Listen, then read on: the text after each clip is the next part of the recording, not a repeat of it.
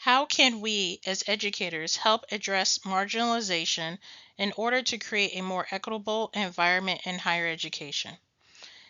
As educators, we can advocate for higher education policy that leads to or supports equity, educating those within the higher education community, including students, faculty, and staff, through training and professional development on how to support marginalized student populations.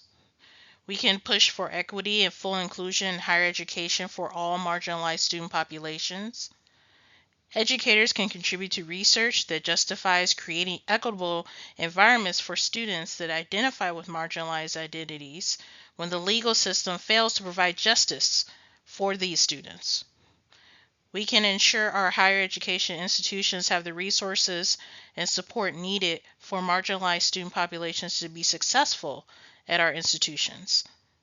Faculty can develop classroom environments that welcome diverse perspectives and respectful discussion and safety for students that identify with marginalized identities.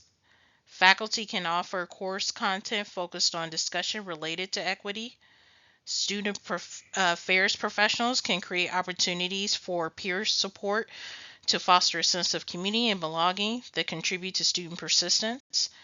And finally, we can create a campus culture that supports boundary crossing, whether that's a Black student joining a Latino student organization or a multiracial student wanting to join a Black student organization.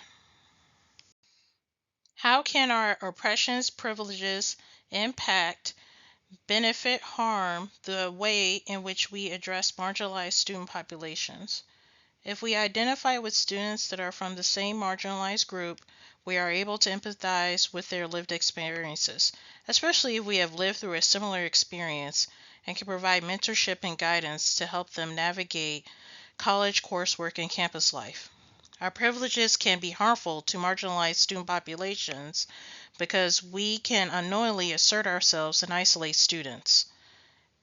As a result, students will not come to us for assistance because we do not understand how to assist them.